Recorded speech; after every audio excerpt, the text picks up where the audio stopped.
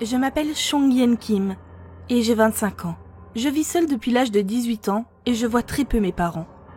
Je n'ai pas vraiment d'amis dans ma vie, mais sur internet je connais pas mal de gens. Je suis souvent connectée sur mon ordinateur et j'avoue que c'est comme une échappatoire pour moi. Je me sens mieux dans le monde virtuel, malgré le fait que je ne joue aucunement aux jeux vidéo. Je traîne énormément sur les réseaux sociaux, que ce soit Facebook, YouTube ou encore Instagram. Je peux passer des heures et des heures à scroller sur les différentes pages web. La vie des gens est tellement intéressante. Prenons mon ami Nao en exemple.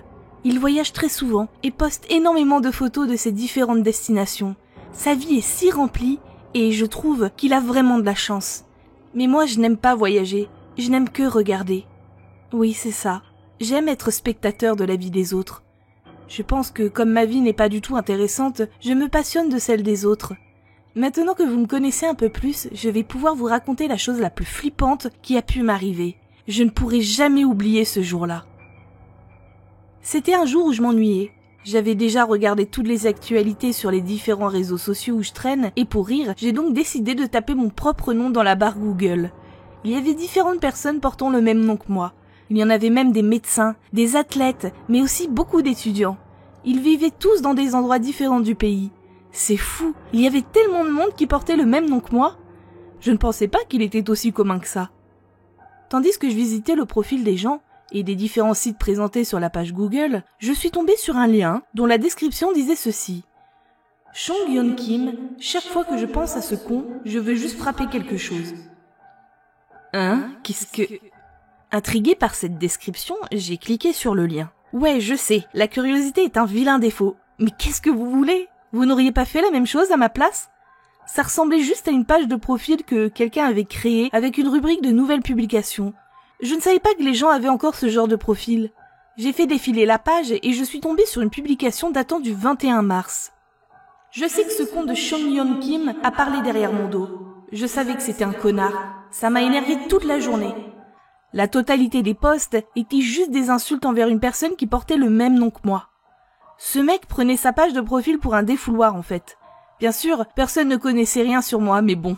J'imagine que comme ça parlait d'une personne qui s'appelait comme moi, ça m'a vraiment rendu curieux d'en savoir plus. J'ai donc commencé à regarder chaque post de ce profil depuis le commencement. J'étais dans le même bus que Chong-Yen Kim. Je pouvais sentir sa puanteur de porc de là où j'étais. C'est quoi cette merde qu'il portait aujourd'hui? Est-ce qu'il pense vraiment que c'est une célébrité? Haha, quel loser! J'étais un peu effarée de voir le nombre de posts qu'il avait créés contre cette personne. Elle devait lui avoir fait énormément de mal pour qu'il ressente autant de haine. Chaque fois que je vois Chong-Yen Kim rire, ça me donne envie de vomir. Je ne peux pas continuer comme ça plus de temps. Si je ne fais pas quelque chose rapidement, je vais finir par le perdre. Au fur et à mesure que la date des messages devenait plus récente, le mec est passé d'une simple colère à un niveau de haine beaucoup plus effrayant. Je trouvais ça vraiment chaud quand même. Ce mec était obsédé.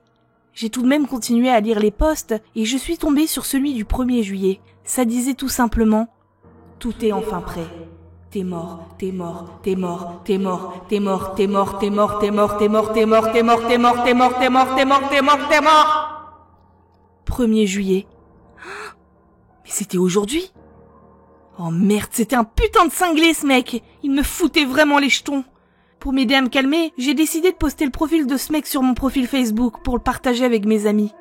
Je suis tombée par hasard sur ça. Je déteste ça parce que le mec porte le même nom que moi. Il n'a pas fallu bien longtemps avant que mes amis d'internet ne réagissent.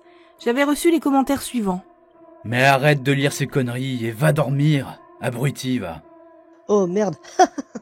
Je vais essayer de chercher mon propre nom aussi, MDR. Yo, tu me dois encore 15 balles. Ouais, bon. Je m'attendais pas non plus à grand chose de la part des gens d'internet. Il valait sûrement mieux que j'aille dormir. Le lendemain, quand je me suis levée, j'ai décidé de me connecter au profil du gars d'hier et, surprise, toutes ces publications avaient été supprimées. La seule chose qui y a été écrite était cette phrase. Pris sur le fait.